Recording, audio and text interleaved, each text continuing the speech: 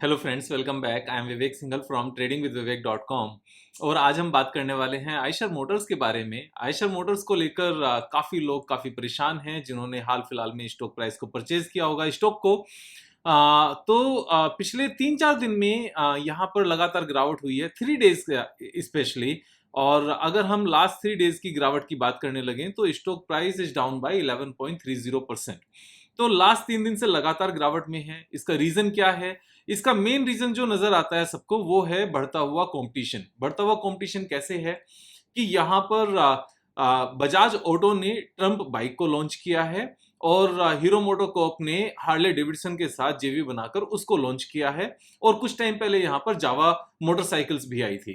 तो बेसिकली अभी तक जो हाई एंड बाइक्स थी इंडिया में वो मार्केट लीडरशिप थी आयशर मोटर्स के पास। Royal Enfield bike Eicher Motors की है।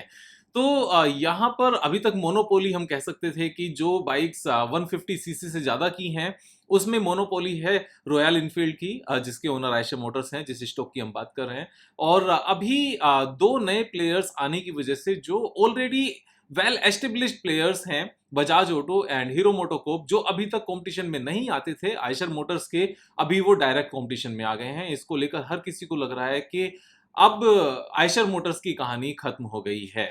तो जब हम ये बात करते हैं कि आयशर मोटर्स की कहानी अब खत्म हो गई है, लोगों को ऐसा लगने लगता है, तो मैं आपको कुछ एक एग्जांपल बताना चाहता हूं।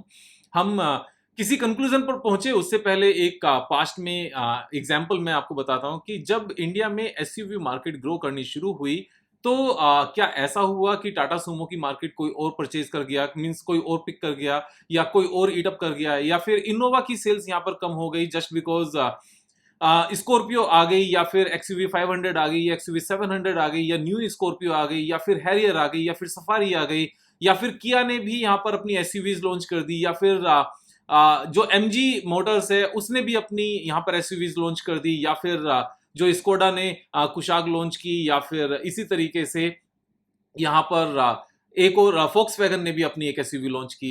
तो इन सब एसयूवीज के लॉन्च होने से एक्चुअल में हुआ क्या? क्या एक दूसरे का यहाँ पर कंपटीशन की वजह से उनकी सेल्स कम हो गई? नहीं, ऐसा कुछ नहीं हुआ, बल्कि लोगों में एक होड़ सी लग गई कि अब हम भी एसयूवी ही परचेज करेंगे। और उसका रिजल्ट ये निकला कि एसयूवीज का मार्केट लगातार बढ़ता गया, लगातार बढ़ता गया। हालांकि अगर हम मार्केट शेयर की बात करने लगे कि अगर टोटल 100 एसयूवीज बिकी तो उन 100 एसयूवीज में से अगर पहले 1/4 एसयूवी इनोवा बिकती थी तो उसके बाद में 1/4 इनोवा नहीं बिकी, क्योंकि नंबर ऑफ टोटल व्हीकल्स बहुत ज्यादा इंक्रीज हो गए। लेकिन यहां पर मार्केट शेयर कम हुआ इनोवा का, ऑफ कोर्स हुआ, लेकिन एब्सोल्यूट टर्म्स में क्या इनोवा बिकनी कम हो गई? नहीं, बिकनी कम नहीं हुई। अभी भी उनकी वेटिंग 6 मंथ्स की है, 7 मंथ्स की है। इवन जो न्यू इनोवा इन्होंने लॉन्च की है हाई क्रॉस के नाम से, उसकी वेटिंग 2 years की है। And recently because one of my friend is working in Toyota, तो उसने बताया कि 3 years की यहां पर वेटिंग हो गई थी, जिसकी वजह से न्यू बुकिंग को बंद कर दिया गया है। तो एसयूवी का मार्केट बढ़ने से, मींस न्यू एसयूवी लॉन्च होने से दूसरों की ग्रोथ पर कमी नहीं आई। मार्केट शेयर कम होना एक अलग बात है, और एब्सोल्यूट टर्म्स में ग्रोथ का कम हो जाना एक अलग बात है। यहां पर एब्सोल्यूट टर्म्स में ग्रोथ कम नहीं हो रही है। They are making much more vehicles now and they are selling much more vehicles now. तो सेम ही चीज यहां पर भी नजर आने वाली है। आप एक चीज समझो, बढ़ती हुई पर कैपिटा इनकम के हिसाब से जब यूथ का यहां पर बजट 3 लाख रुपीज खर्च करने का है ऑन द ऑटोमोबाइल, और 3 लाख रुपीज में यहां पर मारुति ऑल्टो भी नहीं आती, अब उनके पास ऑप्शन क्या है? क्या वो अभी भी 1 लाख रुपीज की हीरो मोटोकॉर्प की स्प्लेंडर परचेज करें, या फिर टीवीएस की परचेज करें, या फिर बजाज की जो छोटी छोटी बाइक्स आती हैं वो सारी परचेज करें? नहीं, उनका मन है ज्यादा पैसे की चीज परचेज करने का। और ज्यादा पैसे की चीज परचेज करने में अब अगर वो कार पर जाते हैं तो एक ठीक ठाक कार मिनिमम 6-7 लाख रुपीज की आती है आज की डेट में, वो हम सबको पता है। अब 6-7 लाख रुपीज ज्यादा हो जाते हैं, 1 लाख रुपीज का मन नहीं है, क्योंकि अपनी सैलरी भी अच्छी है और यहाँ पर लाइफ को बेटर तरीके से जीने का मन भी है, अपना एक स्टेटस मेंटेन करने का मन भी है। तो बढ़ती हुई इनकम के साथ में ये नीड ऑफ द आवर्स थी कि अभी आज की डेट में जो मोटरसाइकिल्स हैं उन मोटरसाइकिल्स की क्वालिटी को इंप्रूव किया जाए। अब यहाँ पर जब क्वालिटी को इंप्रूव किया जाएगा, आप एक चीज समझो, जब यहाँ पर बड़ी बाइक्स और आएंगी, यहाँ पर ट्रम्प भी आएगा और जावा भी है और यहाँ पर हार्ले डेविडसन भी है, जब लोग उनको देखने जाएंगे तो क्या उनके साथ में जो न्यू बाइक्स आयशर मोटर्स ने मींस रॉयल एनफील्ड ने लॉन्च की हैं मीटियोर के नाम से, या फिर बाकी बहुत सारी बाइक्स हैं, तो उनको नहीं देखने जाएंगे क्या? क्या यहाँ पर कंपैरिजन नहीं होगा क्या? क्या सिर्फ ऐसा ही होगा जस्ट बिकॉज ट्रम्प एक नई बाइक लॉन्च हुई है तो यहाँ पर अब बाकी कुछ नहीं खरीदा जाएगा, सिर्फ ट्रम्प ही परचेज किया जाएगा? या फिर हार्ले डेविडसन की बाइक आई है तो सिर्फ वही परचेज की जाएगी, बाकी कुछ परचेज नहीं की जाएगी? यहाँ पर सब कुछ चलाकर देखा जाएगा। अब अगर हम यहाँ पर थोड़ी सी बात करें कि किस किस तरह की कौन कौन सी बाइक्स हैं, तो मीन्स जो इनके पास बाइक्स हैं अगर हम यहाँ पर देखें तो आयशर मोटर्स के पास 9 मॉडल्स हैं अलग अलग तरह की सारी नीड्स को पूरा करने के लिए। जो सबसे पुराने मॉडल थे वो भी है, जो सबसे पहले आती थी जिसको आइकॉनिक कहते हैं, उसके बाद क्लासिक भी है, क्रूजर बाइक्स भी हैं, यहाँ पर सुपर मीटियोर इन्होंने अभी लॉन्च की है मीटियोर 350 के साथ में।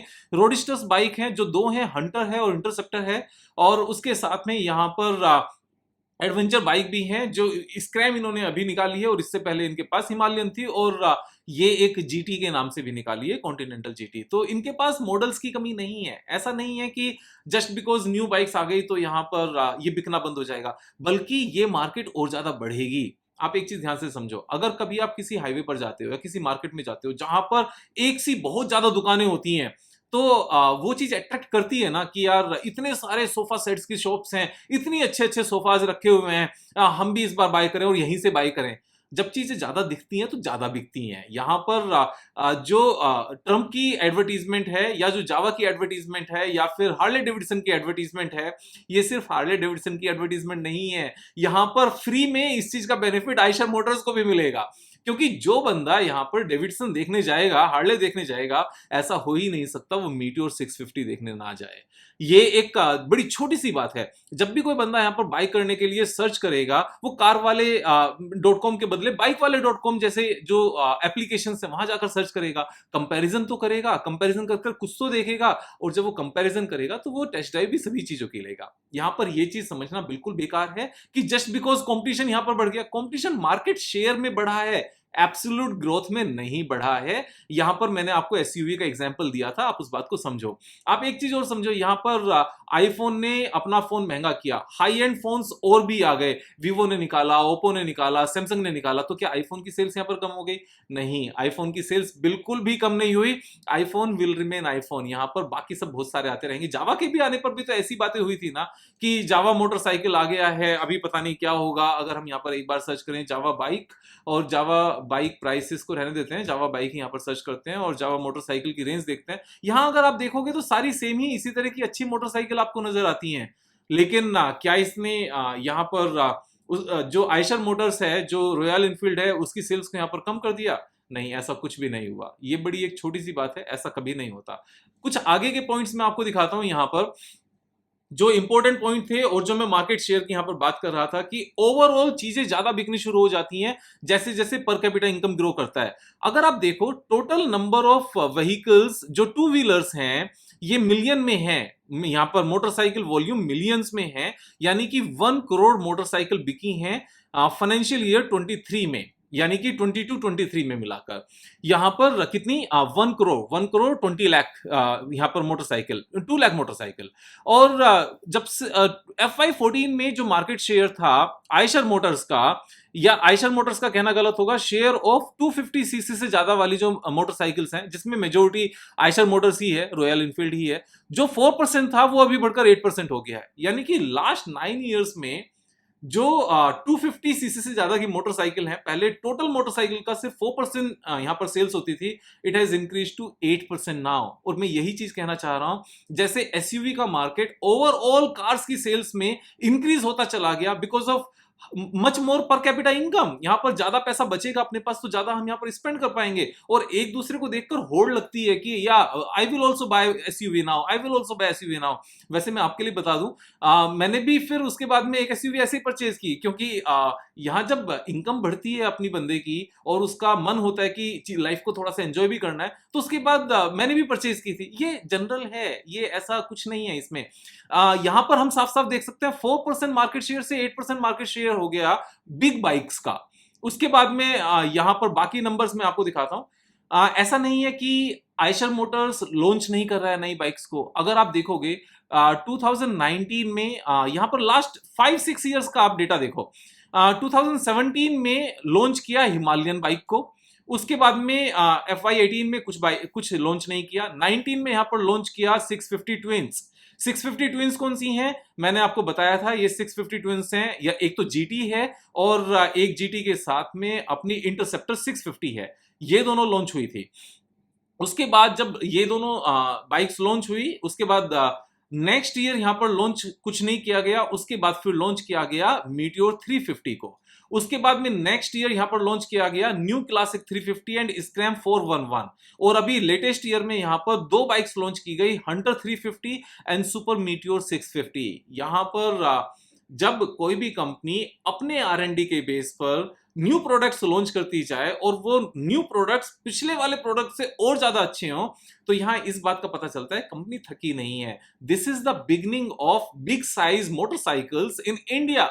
अभी तो ये स्टार्टिंग हुई है and this is good, means this is a good action जो बजाज ऑटो के एंड पर है और हीरो मोटोकॉर्प के एंड पर है कि उन्होंने ये यहां पर स्टार्ट कर लिया। अगर वो ये स्टार्ट नहीं करते तो राइजिंग पर कैपिटा इनकम के बेस पर छोटी बाइक्स का मार्केट यहां पर ये बड़ी बाइक खा जाता। और अभी क्योंकि बड़ी बाइक्स उन्होंने भी लॉन्च करनी शुरू की हैं, तो ये ओवरऑल सेगमेंट पूरा का पूरा यहां पर प्रोस्पर करेगा और ये तीनों चारों कंपनीज ही यहां पर बहुत अच्छा करती हुई नजर आएंगी।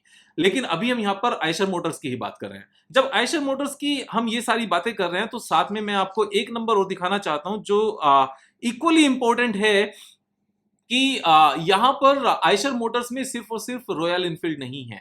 आयशर मोटर्स में ट्रक्स भी हैं, बसेस भी हैं, और ये भी एक सिग्निफिकेंट सेगमेंट है। और अभी तक ये सेगमेंट थोड़ा सा अंडर प्रेशर था, लेकिन कितना अच्छा कर रहा है। जो आयशर मोटर्स का बस और ट्रक वाला सेगमेंट है, इसकी लेटेस्ट ईयर में जो परफॉर्मेंस है that is the best ever performance. मैं आपको ये नंबर दिखाता हूं, दिस वाज ऑन पेज 70 और हम यहां पर ओपन करते हैं तो यहां पर लो एंड मीडियम ड्यूटी ट्रक्स की बात की गई है, हैवी ड्यूटी ट्रक्स की बात की गई है एंड बस मार्केट शेयर की बात की गई है।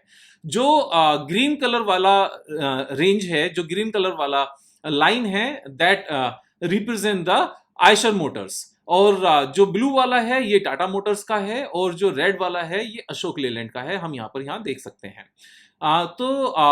नहीं, आयशर मोटर्स का यहाँ पर रेड वाला है, sorry, Eicher motor is red vehicle, sorry, Volvo Eicher commercial vehicles. तो रेड वाला यहाँ पर आयशर मोटर्स है। तो अगर हम लेटेस्ट मार्केट शेयर देखें, low and medium duty trucks में 31.5% है, जो अब से almost 4 years, no not 4 years, 14 years पहले सिर्फ 25.4% था। और लास्ट के 14 इयर्स में हाईएस्ट एवर मार्केट शेयर है। तो ये अच्छा कर रहा है, बेकार कर रहा है, ये बेस्ट एवर परफॉर्मेंस है। अगर हम यहाँ पर बसेस एंड ट्रक्स की बात करने लगे तो बसेस में, नॉट ट्रक्स, बसेस की बात करने लगे तो 5.3% से इंक्रीज होते होते अभी 24.1% है। इवन अशोक लेलैंड से भी आगे निकल गए हैं बसेस में। ये छोटी बात है क्या? This is the best ever performance. उसके साथ में हैवी ड्यूटी ट्रक्स की बात करने लगे सो 8.3% का इनका मार्केट शेयर है, जो आज तक का बेस्ट एवर है। ये तीनों नंबर्स अपने आप में अमेजिंग हैं, यानी कि सिर्फ और सिर्फ रॉयल इनफील्ड अच्छा नहीं कर रही है, साथ में बसेस भी अच्छा कर रही हैं, लो एंड मीडियम ड्यूटी ट्रक्स भी अच्छा कर रहे हैं एंड हैवी ड्यूटी ट्रक्स भी अच्छा कर रहे हैं। हाईएस्ट एवर मार्केट शेयर है। और हाईएस्ट एवर मार्केट शेयर सिर्फ अकेला यहाँ पर इंपॉर्टेंट नहीं होता, यहाँ पर यह भी चीज इंपॉर्टेंट है कि वो प्रॉफिटेबल भी है या नहीं है। अदरवाइज तो फ्लिपकार्ट जैसा बिजनेस किए जाओ इंडिया में और नुकसान किए जाओ, या नायका जैसे किए जाओ नुकसान किए जाओ, या फिर पेटीएम बन जाओ, या इस तरह की और बहुत सारी कंपनीज बन जाओ। यहाँ ऐसा नहीं है। यहाँ अगर हम इस पर्टिकुलर सेगमेंट की रेवेन्यू की बात करने लगे, जो बस वाला सेगमेंट है, then total revenue is the highest ever. यहां पर अगर आप देखोगे the total revenue is highest ever. ये कमर्शियल व्हीकल्स की बात कर रहे हैं हम, यहां पर रॉयल इनफील्ड की बात नहीं कर रहे हैं। Overall total market share is 17.1%, this is highest ever. उसके साथ में एबिटा यहां पर 1387 करोड़ रुपीस, ये हाईएस्ट एवर है। और जो प्रॉफिट आफ्टर टैक्स है 572 crore, this is the highest ever. ये हाईएस्ट एवर नंबर्स हैं और यहां पर साफ साफ आप देख सकते हो all figures are in INR crores unless specified. तो ये अपने आप में ये एक अलग सेगमेंट है। और जिस तरीके से रोड नेटवर्क इंडिया में बेहतरीन होता जा रहा है। यहाँ पर बिग बाइक्स का मार्केट भी इंक्रीज करेगा, यहाँ पर वो भी ग्रो करेगा, और बसेस एंड ट्रक्स का मार्केट भी यहाँ पर ग्रो करेगा जैसे जैसे इंडिया में इंडस्ट्रियलाइजेशन बढ़ता जाएगा। अभी तक इंडिया में सर्विस सेक्टर ज्यादा बढ़ता था, लेकिन पीएम मोदी मींस अपने जो भी प्राइम मिनिस्टर हैं, अपने जो भी इन द सेंस जो करंट में प्राइम मिनिस्टर हैं नरेंद्र मोदी जी, उनके जितने एफर्ट्स हैं, और यहाँ पर जो अपने कॉमर्स मिनिस्टर हैं, मींस जो भी टोटल गवर्नमेंट है अभी आज की डेट में, जो भी रिलीवेंट यहाँ पर मिनिस्ट्रीज हैं, सबके एफर्ट से जो इंडस्ट्रियलाइजेशन यहाँ पर बढ़ रहा है ना, जो लोग इंडिया में आकर बिल्कुल भी बिजनेस नहीं करना चाहते थे, जो सिर्फ इंडिया को एक्सपोर्ट करना चाहते थे, अभी वो यहाँ पर टेक्नोलॉजी भी ट्रांसफर कर रहे हैं, यहाँ पर फैक्ट्रीज भी लगा रहे हैं, इसको एक्सपोर्ट हब भी बना रहे हैं। यहाँ पर ट्रक्स का काम नहीं बढ़ेगा, बिजनेस नहीं बढ़ेगा तो क्या बढ़ेगा? यहाँ पर जो लग्जरी बसेस बनाने वाली कंपनी है वो वोल्वो ही है, और वो इंडिया में आयशर मोटर्स ही बनाती है। और जैसे जैसे यहाँ पर कैपिटा इनकम बढ़ेगी, वोल्वो की डिमांड भी यहाँ पर, वोल्वो बसेस की डिमांड भी यहाँ पर बढ़ेगी, क्योंकि वो लग्जरी बसेस हैं, ज्यादा कंफर्टेबल बसेस हैं। तो ये बिजनेस सुपर्ब है। यहाँ पर इस तरह का सोचने की जरूरत नहीं है कि कुछ नए प्रोडक्ट्स लॉन्च हो गए तो आयशर मोटर्स की यहाँ पर पिटाई हो जाएगी। नो, ये सिर्फ और सिर्फ मार्केट में जब इस तरीके से स्टॉक मार्केट गिरता है, स्टॉक प्राइस गिरता है, तो ये सिर्फ बाइंग अपॉर्चुनिटी होती है, उससे ज्यादा कुछ नहीं। अब जिस लेवल से इसने गिरना शुरू किया, अगर हम इस लेवल को एक बार देखने लगे, जो 3628 का लेवल था, this is the highest ever price. अब हाईएस्ट एवर प्राइस पर परचेज करने के लिए तो मैं हमेशा से ही रिलेक्टेंट रहता हूं। मैं हमेशा से कहता हूं कि अगर हाईएस्ट एवर प्राइस है तो ये वल्नरेबल होता है थोड़ा सा। हमें हाईएस्ट एवर प्राइस पर कुछ भी चीज परचेज करने से बचना चाहिए। या तो एक प्रॉपर पैटर्न हो उस हाईएस्ट एवर प्राइस पर तो हम बाय करें, अगर प्रॉपर पैटर्न नहीं है, ब्रेकआउट नहीं है, ब्रेकआउट कंफर्मेशन नहीं है, तो वहां पर हाईएस्ट एवर प्राइस पर बाय नहीं करना चाहिए। अब अगर हम इस पर्टिकुलर लेवल पर देखें तो यहां पर क्या पैटर्न बना था? देयर वाज नो पैटर्न जो यहां पर बना हो हाईएस्ट एवर प्राइस पर, या वहां से ब्रेकआउट हुआ हो, या ब्रेकआउट कंफर्म हुआ हो, कुछ भी नहीं है यहां पर। लेकिन ओवरऑल अगर हम बड़ा पिक्चर देखें तो एक पैटर्न यहां पर बना हुआ था, और इस पैटर्न के बेस पर यहां ये एक complex cup with handle pattern था। कॉम्प्लेक्स इसलिए कहते हैं जहां पर वन से ज्यादा हैंडल हो तो उसको कॉम्प्लेक्स कप विद हैंडल कहा जाता है। तो यहां पर टू हैंडल्स थे, और इन टू हैंडल्स के बेस पर अगर हम इसका अपसाइड पोटेंशियल देखें, अपसाइड पोटेंशियल जब भी देखें तो रेगुलर चार्ट देखना चाहिए, यस, और इसको हम पिक करके ऊपर प्लॉट कर लें। So the technical target comes 4700।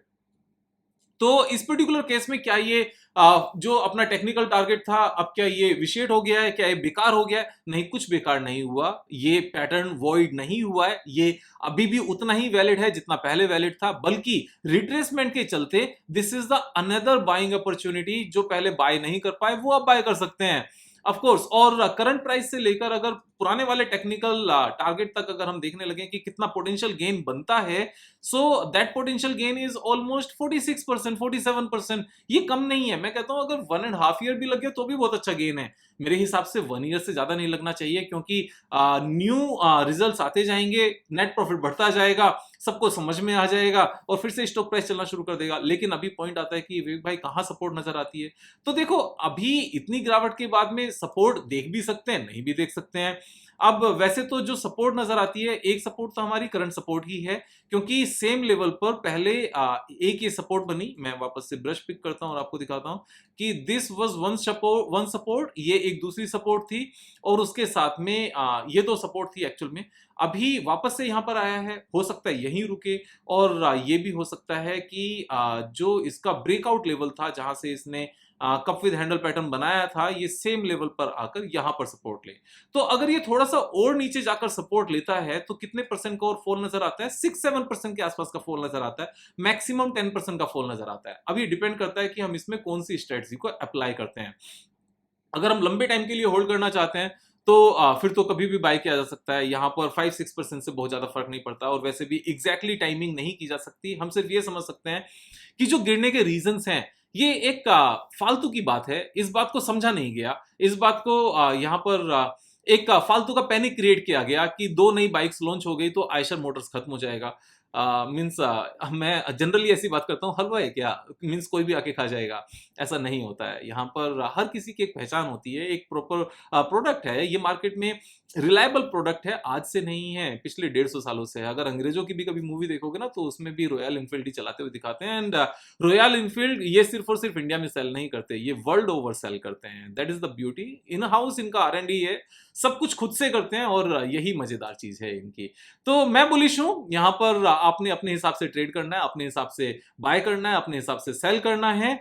लेकिन जो यहाँ पर पैनिक वाला पॉइंट था, मैं वो आप सबके सामने क्लियर कर चुका हूं, अपने एक्सपीरियंस को आपके साथ शेयर कर चुका हूं। आपने दोस्तों के साथ शेयर करना है, यहाँ पर अकेले रिच नहीं बनना है। मैं आपके साथ शेयर करूंगा, आप सबके साथ शेयर करेंगे। यहाँ पर कल फिर मिलेंगे एक नई वीडियो के साथ, तब तक जय हिंद।